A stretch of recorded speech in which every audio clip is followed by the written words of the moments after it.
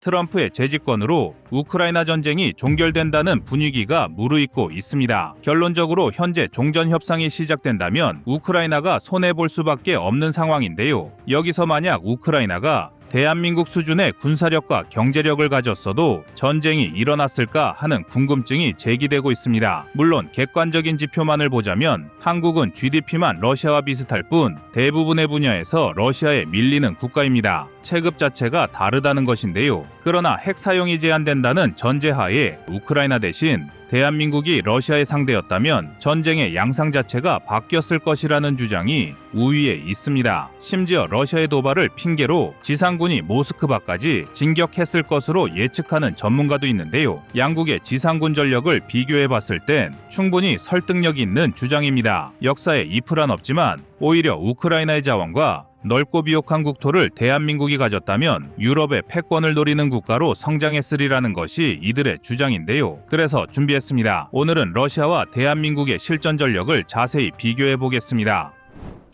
여러분의 구독과 좋아요가 꺼리튜브 운영에 많은 힘이 됩니다.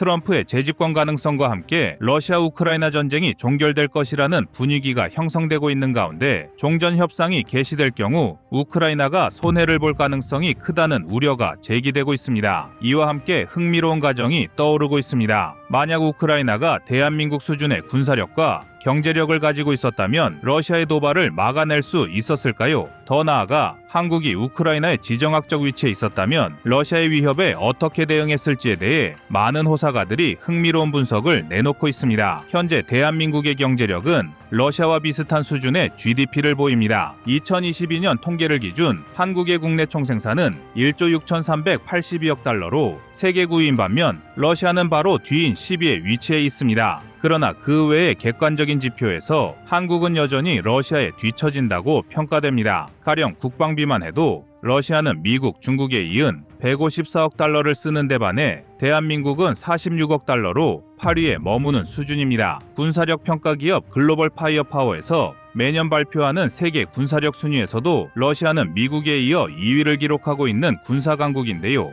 여기에 구소련 시대부터 보유하고 있던 장비들 역시 무시하기 쉽지 않은 전력입니다. 우크라이나 전쟁으로 러시아의 국가 신용 등급은 바닥으로 떨어졌지만 여전히 내수는 튼튼히 유지하고 있으며 최근 러시아 주식 시장은 전쟁 전보다도 크게 오른 상태입니다. 핵무기 보유량 1위 국가의 넓은 땅만큼 자원도 많아 세계 최대 산유량을 기록하고 있으며 천연가스 매장량도 세계 1위입니다. 그러나 실제 전쟁에선 이런 순위를 그대로 적용하기 어렵습니다. 가령 러시아는 자국 군사력의 10%에도 못 미치는 우크라이나와 3년째 전쟁을 치르고 있습니다. 물론 서방의 원조가 있었기에 가능한 일이지만 전쟁 초기에도 러시아는 압도적인 전력을 앞세웠음에도 우크라이나를 함락시키지 못했습니다. 그리고 한국은 우크라이나와 다릅니다. 세계 군사력 5위의 대한민국은 그동안 전투력의 강화를 위해 방산 개발에 전념해 왔으며 국방 예산을 GDP 대비 상당히 높은 수준으로 유지하고 있습니다. 특히 한국은 반도체 등 첨단 산업에서 기술적 우위를 보이고 있으며 이를 반영한 첨단 무기 체계와 체계적인 병력 운용은 전투 효율성을 극대화하는데 주요하다는 평가를 받고 있습니다. 우선 지상군에 비교해서만 보더라도 한국군의 기갑 전력은 최신 장비로 무장되어 있으며 다양한 첨단 전투 지원 장비로 무장하고 있습니다.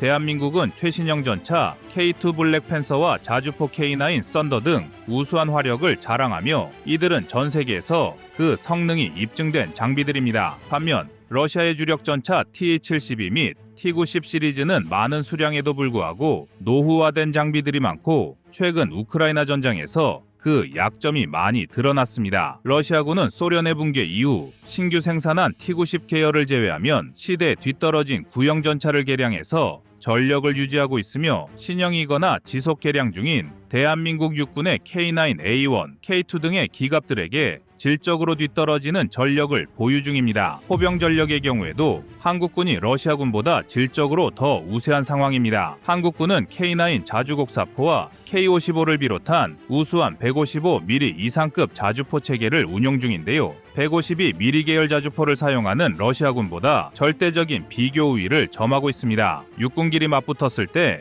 러시아가 밀고 들어오는 상황을 가정한다면 그 장소가 한반도의 DMZ건 우크라이나 전선이건 간에 러시아 지상군이 한국의 방어망을 뚫기는 어렵습니다. 러시아군이 중심 지역에 지상군을 전부 다 투사할 수 없는 데다가 엄청난 희생을 감당해야 하기 때문인데요. 여기에 노후화된 지상군 전력은 시간을 끌수록 러시아에 불리할 것입니다. 현재 러시아가 자랑하는 T-14는 양산이 계속 미뤄지고 있으며 현대화 장비들의 배치도 연기되고 있습니다. 더구나 소련 해체 이후 방치된 장비는 수량만 많을 뿐 상당수가 비축물자로 분류되어 제대로 된 관리를 받지 못하고 있는데요. 이와 대조적으로 한국군은 K2 흑표 양산, K1 개량 등등 러시아군과는 다르게 전력 관리에도 나름 신경을 쓰고 있습니다. 이러한 점을 감안했을 때 한국이 우크라이나에 위치해 있었다면 적어도 지상전력 측면에서는 전혀 뒤지지 않았을 것입니다. 항공전력 측면에서도 한국은 상당히 강력한 자산을 보유하고 있습니다. 한국은 F-15K,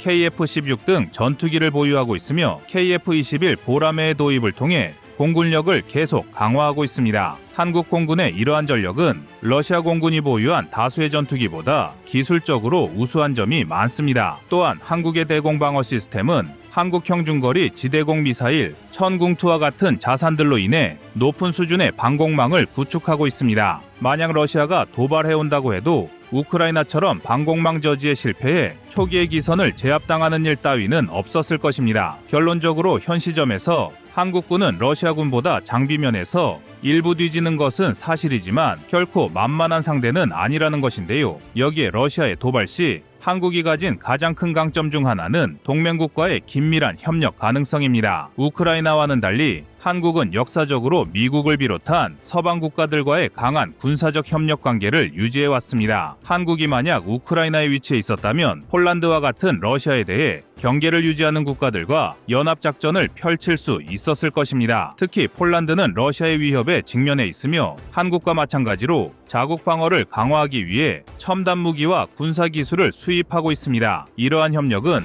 러시아에 대한 억제력을 더욱 강화하고 유럽 내 한국의 전략적 위치를 더욱 확고히 했을 가능성이 큽니다. 한국은 나토의 비회원국임에도 불구하고 나토의 주요 동맹국인 미국과 방위 협력을 강화해왔습니다. 우크라이나와는 달리 한국이 나토 회원국이었다면 나토의 전반적인 군사력과 정보 자원을 활용할 수 있었을 것이며 이는 러시아의 군사적 압박에 대응하는 데 큰 도움이 되었을 것입니다. 폴란드와 같은 동유럽 국가들은 러시아에 대한 역사적, 지정학적 긴장 상태를 유지해 왔는데요. 최근 K2 전차와 K9 자주포 등 한국산 무기를 도입함으로써 한국과의 방위 협력 강화에 적극적입니다. 이러한 협력 관계가 실제 연합작전으로 발전할 경우 한국은 러시아의 도발에 대해 보다 효율적으로 대응할 수 있는 위치에 서게 될 것입니다. 폴란드는 한국의 방산 기술과 훈련 경험을 통해 군사력을 강화할 수 있으며 이는 러시아를 억제하는 데 큰 도움이 될 것입니다. 한국과 폴란드가 연합작전을 전개할 경우 양국 간 정보 공유와 감시 체계를 더욱 발전시킬 수 있습니다. 한국은 대북 감시를 위해 높은 수준의 감시, 정찰 시스템을 운영해왔고 이 경험은 러시아의 도발을 사전에 탐지하는 데 큰 도움이 될 수 있습니다. 한국은 위성 감시, 레이더 시스템 등 첨단 기술을 통해 정찰 능력을 강화해왔으며 이는 동유럽 지역에서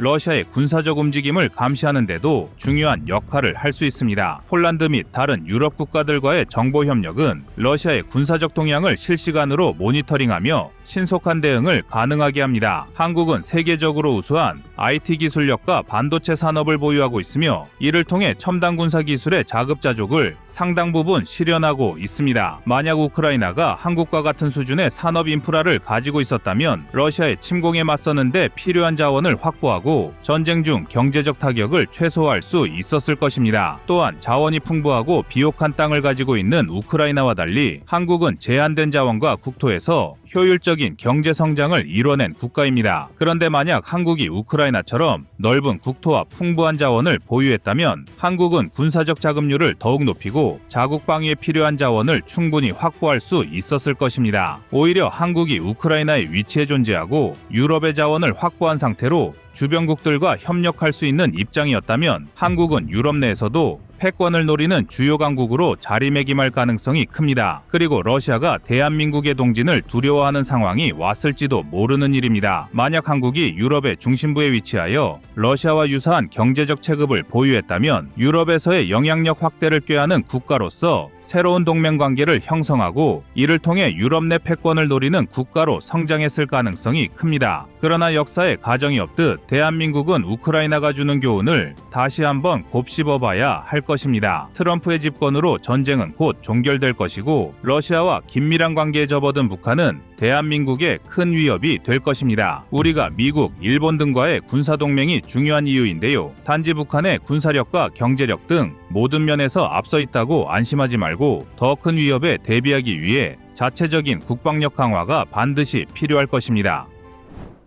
여러분의 구독과 좋아요가 꺼리튜브 운영에 많은 힘이 됩니다. 다음은 24년 11월 1일 폴란드 F-16 승인 영상입니다. 미국 방위 안보협력국이 폴란드 정부에 보낸 승인문에 따르면 폴란드가 2003년에 구매한 48대의 F-16 항공기를 새로운 바이퍼 구성으로 개조하고 업그레이드할 수 있다라고 명시하고 있습니다. 무장 옵션 외 레이더 등을 블록 70, 72와 동등한 성능으로 바꿔준다는 것인데요.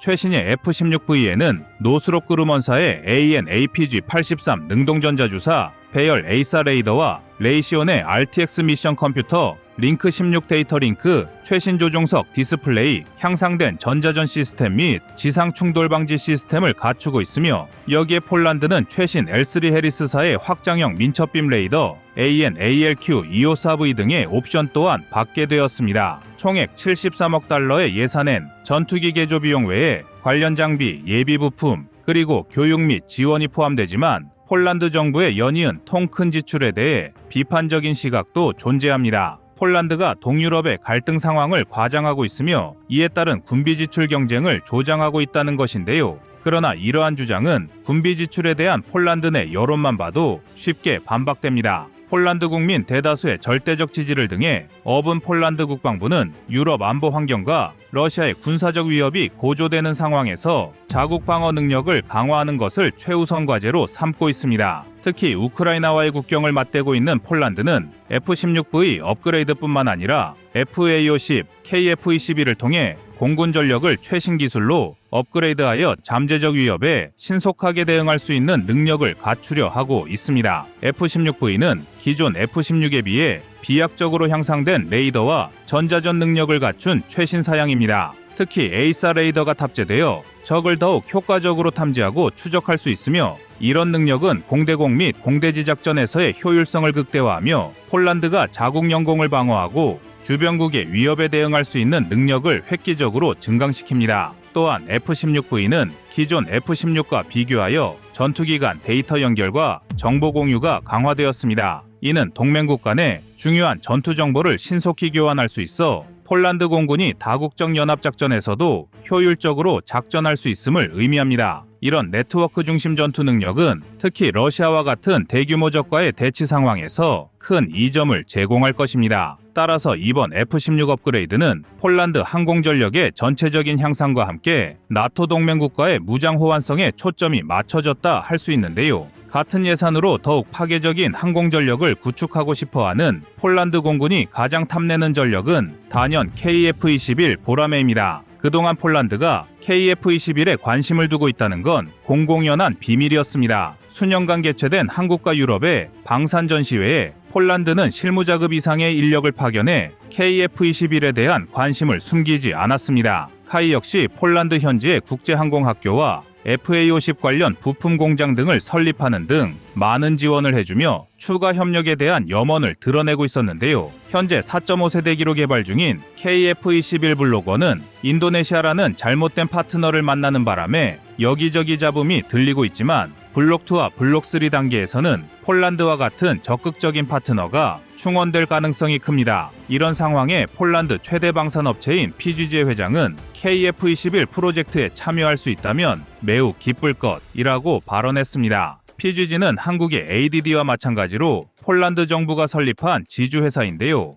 애초에 폴란드 내 방위 산업체를 통합하기 위해 만들어진 만큼 폴란드 내 주요 방산 계약에 직접 참여할 정도로 자국 내 영향력이 상당합니다. 따라서 PGG 회장의 발언은 폴란드 정부의 의중을 표현한 것이라 봐도 과언이 아닙니다. 만약 폴란드가 KF-21 블록2 개발부터 사업에 참여한다면 최소 10년 이상은 한국과 폴란드의 협업이 지속될 것이며 한국으로서도 든든한 유럽 거점이 생기는 것입니다. 물론 폴란드로서도 많은 이득이 있습니다. 현재 폴란드는 첨단 무기 구매국에 불과하지만 장기적으로는 한국 무기 체계의 유럽 총판과 생산 거점 기지까지 노리고 있습니다. 앞서 폴란드는 KF-21은 물론이고 K2, K9 등 한국을 대표하는 명품 무기의 생산 및 판권에 대한 욕심을 숨기지 않았습니다. 이에 한국방산업체 역시 폴란드 내 현지 생산과 기술 지원을 약속했습니다. 한국 무기 체계는 구매국을 통해 현지 생산 공장을 건설해 빠른 생산과 도입국 최적화 개량이라는 것을 가장 큰 무기로 삼고 있습니다. 더구나 폴란드는 아시아와 동유럽, 서유럽을 잇는 관문이자 물류 허브입니다. 최근 체코, 노르웨이, 슬로바키아 등 다양한 유럽 국가들이 한국 무기 체계에 관심을 두는 상황에서 군사 협력만 제대로 이루어진다면 폴란드를 한국의 생산 기지처럼 활용할 수 있습니다. 또 폴란드 현지 생산 공장에서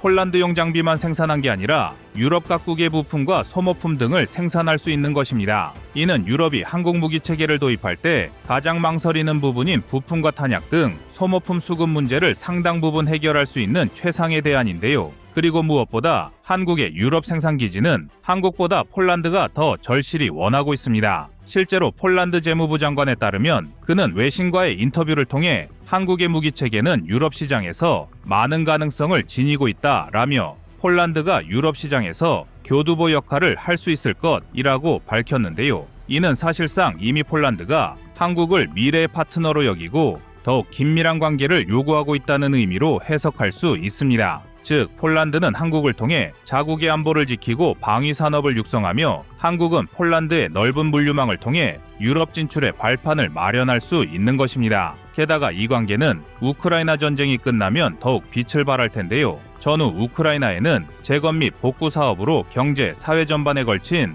엄청난 수요가 폭발적으로 증가할 것입니다. 폴란드는 우크라이나에 가장 많은 장비를 지원한 나라로서 우크라이나 재건에 가장 큰 영향력을 발휘할 것으로 보이는데 이 경우에도 한국은 폴란드의 수혜를 입을 전망입니다. 폴란드의 외교적 입지와 한국의 기술력이 시너지 효과를 내는 것인데요. 그동안 한국 기업의 불모지나 마찬가지였던 서유럽과 동유럽의 메이드 인 코리아를 뿌리내릴 수 있는 좋은 기회가 생긴 것입니다. 폴란드의 입장에서도 한국은 장기적인 파트너인 동시에 지금 당장 필요한 전력을 공급해줄 고마운 존재입니다. 사실 폴란드가 미국으로부터 F-16 업그레이드 승인을 받았지만 대만과 유럽 등 F-16V를 원하는 구매국은 대기표를 뽑고 기다리는 실정인데 당장 전력 강화가 시급한 폴란드는 이를 참고 기다릴 여유가 없습니다. 때문에 이번 F-16V 업그레이드 소식은 대한민국의 악재가 아닌 호재로 보는 시각도 존재합니다. 폴란드는 과거 한국에 FA-50을 도입하여 긍정적인 평가를 내린 바 있으며 이로 인해 KF-21에 대한 관심도 높아지고 있습니다. KF-21은 F-16보다 낮은 가격대로 제공하면서도 최신 항공 전자 시스템을 장착하여 폴란드의 공군력 강화 목표를 충족할 수 있습니다. KF-21은 특히 F-16V가 제공하지 못하는 일부 최신 스텔스 기능을 일부 갖추고 있어 F-16을 대체하는 것은 물론 장기적으로 폴란드가 자국 항공 전력을 강화할 수 있는 중요한 수단이 될 수 있습니다. 이에 따라 폴란드가 KF-21의 비용 효율성과 성능을 높게 평가하게 될 가능성이 커지고 있습니다. F-16V의 핵심적인 특징은 향상된 레이더 성능이라 할 수 있는데 KF-21과 F-16V는 동일한 수준의 최신 A사 레이더가 장착되어 있습니다. 전술의 뜻 KF-21은 F-16V에 비해 스텔스 기능이 강화되어 적의 탐지 레이더로부터 은폐가 유리한 편인데다 F-16V보다 비교적 저렴하게 제공될 가능성이 있어 폴란드가 예산을 절감하면서도 강력한 공중 전력을 유지할 기회를 제공하고 있습니다. 결론적으로 이번 폴란드의 F-16V 업그레이드는 유럽 안보와 군사 균형을 강화하는 주요한 행보로 평가되며 이는 KF-21 수출에 대한 관심을 높일 수 있는 중요한 배경이 되고 있습니다. 여기에 KF-21은 폴란드가 향후 공군력을 다각적으로 강화하고 효율적인 비용으로 장비를 확보할 수 있는 대안으로 주목받고 있는데요. 과연 대한민국의 보람에는 유럽 방산 시장의 지형도를 어떻게 바꾸어 나갈 수 있을까요? 여러분의 구독과 좋아요가 꺼리튜브 운영에 많은 힘이 됩니다. 다음은 24년 3월 13일 KF-21 대체 영상입니다. 태국은 왜 많고 많은 전투기 중 유독 KF-21 보람에 눈독을 들이고 있는 걸까요? 사실 KF-21은 적어도 아직은 경쟁력이 독보적인 기종이라고 할 수 없습니다. 이게 무슨 헛소리인가 싶으실 텐데요. 하지만 비행 테스트 결과가 아무리 우수하다 하더라도 KF-21은 아직 프로토타입인 기체입니다. 그리고 이를 바꿔 말하면 양산 중인 기체가 아니라는 뜻입니다. 좀 더 알기 쉽게 비유하자면 하나의 상품으로서 차량을 출시하기 전에 공도에서의 주행 성능을 테스트하기 위한 시험 차량과 지금의 KF-21 시제기를 동일시할 수 있을 텐데요. 이는 일반적으로 생각하시는 것보다 훨씬 큰 차이입니다. 일례로 보잉 T7 레드호크는 설계와 시제기 단계까지는 준수한 성능에 말도 안 되게 저렴한 가격으로 전 세계 방산 시장을 경악하게 만들었습니다. 오죽하면 2016년 진행한 미 공군의 차기 훈련기 도입 사업인 TX 프로그램에서도 대한민국 T-50A의 절반 수준에 불과한 저렴한 가격을 앞세워 미 공군의 마음을 훔치는 데 성공하기도 했습니다. 그리고 덩달아 대한민국은 기본 350대에서 미래 수요를 감안했을 때 최대 1000여 대까지 치솟을 수 있는 어마어마한 규모의 시장을 놓치게 되었는데요. 뿐만 아니라 미국 시장의 높은 벽을 절감하고 다소간의 좌절감에 빠지기도 했습니다. 그도 그럴 게 당시 T7의 원가 절감에 결정적인 역할을 했던 첨단 설계 간소화 기술과 최신 공정은 항공기 개발의 패러다임을 뒤바꿀 정도로 상당히 혁신적인 기술이었는데요. 그러나 이제는 모두가 알다시피 T7은 양산 단계에 돌입하면서 희대의 사기극으로 밝혀졌습니다. T7은 고바등각 윙락 현상을 일으키는가 하면 사출 좌석의 치명적인 안전성 문제가 대두되었고 결국 개발 일정과 양산이 지연 기존 예산을 아득히 초과하기 시작했습니다. 게다가 이로 인해 무려 50년 가까이 운용 중이던 T-38 고등운영기를 대체하지 못하게 된 미 공군은 파일럿 양성에 심각한 차질을 빚기 시작했는데요. 미 공군 역시 TX 프로그램에서 T7을 선택한 걸 두고 역사상 최악의 계약으로 자평하며 TX 프로그램과 별개로 ATT 사업을 시작했고 이에 대한민국의 T-52 다시 한번 주목받고 있습니다. 물론 T7은 기가 막히게도 가능한 최악의 경우의 수를 모두 밟은 전무후무한 사례입니다. 일반적인 경우라면 프로토타입을 이용한 테스트 과정에서 부족한 성능이나 오류가 개선되기 마련이기 때문에 프로토타입보다 양산형의 성능이 안정적이고 덜어는 우수한 경우도 있습니다. 더군다나 대한민국은 이미 생산 라인까지 대부분 구축되었으므로 양산에 차질이 생길 확률은 극히 희박한데요. 그러나 반대의 사례가 하나라도 존재하는 이상 100% 장담은 불가능합니다. 적게는 수천억 원부터 많게는 수조 원까지 투입되는 데다 안보에 직결된 전투기 도입의 특성상 이를 간과할 수는 없습니다. 하지만 태국은 이런 수많은 불안 요소에도 불구하고 KF-21을 주목하고 있습니다. 심지어 이는 비단 태국에만 국한된 일이 아닌데요. UAE, 사우디아라비아, 폴란드는 이미 공식 비공식적으로 KF-21 프로그램 참여를 희망하고 있고 업계에서는 필리핀, 말레이시아 같은 FA-50 도입국들까지 KF-21 도입에 긍정적인 시그널을 보내고 있다고 분석하고 있습니다. 하물며 분담금 문제, 기술 유출 시도 등으로 우리를 머리끝까지 화나게 했던 인도네시아마저 미워도 다시 한 번을 외치며 KF-21 사업 이끈을 놓치지 않기 위해 발버둥 치고 있는데요. 이처럼 전 세계가 아직 양산 단계에 돌입하지도 않은 KF-21에 열광하는 이유는 태국이 KF-21을 도입하려는 이유로 대신 설명할 수 있습니다. 당초 태국은 F-16AB 물량 일부를 대체하기 위해 미국으로부터 F-35를 도입하고자 했습니다. 태국 공군의 전술기 편제를 뜯어보면 F-16AB급 51대, JAS-39CD 그리펜 11대, F-5EF 34대와 경공격기형 알파제트 18대, 2022년 도입을 결정한 AT-6 올버린 8대 등으로 구성되어 있는데요. 이를 고려하면 태국은 구형기종인 F-5EF와 F-16AB 일부를 대체하고 나름의 하이, 미들, 로우 믹스 전략을 구성하기 위한 목적으로 F-35를 도입하려 했음을 짐작할 수 있습니다. F-16은 1978년부터 현재까지 무려 50여 년에 가까운 시간 동안 자유민주주의 진영을 대표하는 전투기로서 온갖 전장에 투입되었기에 신뢰도와 범용성이 매우 높습니다. 독보적인 스텔스 성능을 자랑하지만 공중우세 능력과 무장 운용 능력이 다소 부족한 F-35를 서포트하기에는 최적의 선택입니다. F-35는 일종의 전략무기로 F-16은 전술무기로 사용하는 건데요. 이런 하이미들 로우 믹스 헌터킬러 믹스 편제는 대한민국을 포함해 F-35를 운용 중인 대부분의 나라가 선택한 전략입니다. 사실상 현대전술기 편제의 기본 틀이라고 할 수 있죠. 하지만 궁극적으로 태국의 계획은 무산되었습니다. 미국이 태국은 F-35를 운용할 인프라를 갖추지 못했다는 이유로 수출을 거부한 것입니다. 결국 이를 계기로 기회는 대한민국과 KF-21에 돌아왔다고 말할 수 있는데요. 그런데 여기서 잠깐 이렇게만 말씀드리면 KF-21이 뻥 대신 닭 취급받는 것이냐 언짢아 하는 분도 계실 것 같습니다. 하지만 앞서 말씀드렸듯이 양산을 준비 중인 기체와 이미 양산이 진행 중인 기체의 마켓 포지션은 직관적으로 비교하기 힘듭니다. 게다가 F-35는 성능 고하를 따지기 전에 자유민주주의 진영에 속한 나라가 선택할 수 있는 사실상 유일한 스텔스 전투기입니다. 뿐만 아니라 러시아 무기 체계가 우크라이나 전쟁을 계기로 뻥 스펙이 까발려지면서 빠르게 방산 시장 점유율을 잃어가고 있고 젠20 같은 중국산 5세대 전투기의 스텔스 성능이 의심받고 있다는 것까지 감안하면 현존하는 스텔스 전투기의 유일한 옵션이라고도 말할 수 있을 것입니다. KF-21 보라매가 향후 블록3 개량까지 마무리하고 완벽한 스텔스 성능을 확보하면 얘기가 달라지겠지만 어찌되었든 지금 당장은 아예 담당할 수 있는 전투 분야 자체가 다르다고 할 수 있습니다. 이를 한마디로 요약하자면 애초에 노리는 시장이 겹치지 않는다라고 말할 수 있을 텐데요.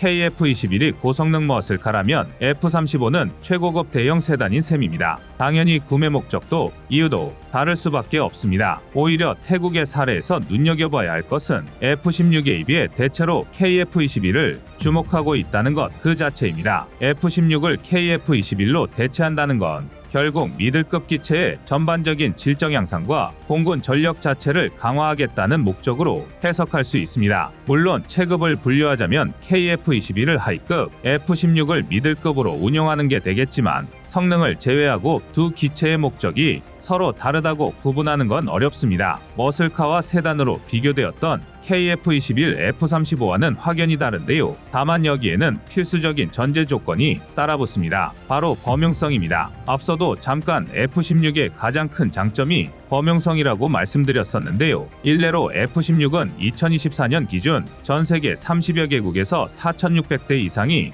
운용 중인 전무후무한 전투기입니다. 태생부터 미국과 반목 중인 중국, 러시아 같은 나라를 제외하고 공군의 형태를 갖추기만 했다면 사실상 거의 모든 나라가 F-16을 운용 중이라고 해도 과언이 아닙니다. 이게 가능했던 건 F-16의 뛰어난 신뢰성, 저렴한 가격과 적은 유지비 등과 함께 우수한 범용성이 큰 몫을 했습니다. F-16은 애초에 개발 초기 설계 목적부터가 도그파이트를 염두에 둔 기체이기 때문에 기동력이 우수하고 소형 기체임에도 준수한 무장탑 재량과 항속거리를 갖췄습니다. 베트남전에서 F4, F5를 운용하면서 수집한 대량의 실전 데이터를 바탕으로 어떤 전장에서도 활약할 수 있는 만능 전투기를 만들어낸 것입니다. 게다가 F-16은 근 50년 가까이 미국의 수적 주력 전투기로 운용되어 오면서 상당한 개량과 다양한 무장을 통합했고 대공, 대지, 대함 가리지 않고 어떤 전장에서든 활약할 수 있는 멀티롤 전투기의 상징이 되었습니다. 그리고 결정적으로 F-16은 FA-18, F-15, F-35 같은 첨단 기종과 달리 미국의 우방이면 대부분 구매할 수 있을 만큼 접근성이 좋습니다. 정리하면 F-16은 싸고 웬만한 전장에는 전부 굴려먹일 수 있으며 구매와 유지보수까지 쉬운 전투기입니다. 자, 이제 눈치 빠른 분들은 슬슬 눈치채셨을 텐데요. KF-21 보라매가 이런 F-16을 대체할 수 있다는 건 바꿔 말해 KF-21 역시 F-16이 수행하던 작전을 똑같이 수행할 수 있다는 뜻입니다. 그것도 한 단계 위의 고성능으로 말이죠. KF-21은 F-414 엔진의 출력 대비 비교적 가벼운 중량과 F-35보다 작은 익면 하중을 갖고 있다는 이점 덕에 기동력이 굉장히 우수할 것으로 평가받고 있습니다. 또한 대한민국 안보 상황의 특성상 북한의 지하 벙커를 타격할 수 있는 능력을 갖춰야 하기에 공대공은 물론이고 블록2의 공대지 능력까지 기대되는 상황입니다. 공대함 능력 역시 국내에서 개발한 다기능 능동이상 배열 레이더가 대공대지 대함동시 탐색 모드까지 지원한다는 걸 생각하면 발군의 성적이 기대됩니다. 이외에도 대한민국, 미국, 유럽의 무장을 폭넓게 통합했다는 것도 범용성 측면에서 빼놓을 수 없는 장점입니다. 태국을 포함한 세계 여러 나라들이 KF-21을 주목하는 이유가 있는 건데요. 물론 경쟁작이 없는 건 아닙니다. 예를 들어 미국은 태국에 F-35 판매를 거부하는 한편 F-15EX 이글투와 F-16 블록 70-72, 통칭 F-16V 바이퍼를 제안했습니다. F-15EX는 시리즈의 마지막 기종으로서 보잉의 모든 항공기술이 집약되어 있고 태생이 공중우세기로 설계된 데다 많은 나라에서 전폭기로 운용되어 오며 놀라운 무장 운용 능력을 확보한 기종입니다. F-16V 역시 모태가 F-16인 만큼 한계가 뚜렷하지만 신형 A사 레이더와 전자전 장비 등을 탑재해 성능을 대폭 개량했는데요. 하지만 F-15EX는 9천만 달러, 하나 1188억 원이 넘는 데다 스텔스와는 거리가 멀어 세대 개량을 기대하기 어렵습니다. 이는 F-16V 역시 비슷한 단점인데요. F-16V는 F-15EX보다야 사정이 조금 나은 편이지만 그래도 도입 비용이 1,000억 원을 넘어갑니다. 아무리 최신 개량이 더해졌다고 해도 이미 개량 한계에 도달한 구식 기종을 1,000억 원이나 주고 도입하는 건 불가해한 일입니다. 더군다나 앞으로 F-16의 자리를 대체해 50년은 거뜬히 운용할 수 있을 KF-21이라는 선택지가 있다면 더더욱 그러할 텐데요. 심지어 이번에 대한민국이 태국에 제시한 KF-21의 도입가는 6,500만 달러, 약 860억 원으로 알려져 있습니다. 앞으로 KF-21이 추가 개량을 더해 스텔스 성능을 확보하고 대한민국의 독자 엔진까지 추진하고 있다는 것을 감안하면 구매국의 마음이 어디로 기울지는 뻔한 얘기입니다. 이상 꺼리튜브였습니다.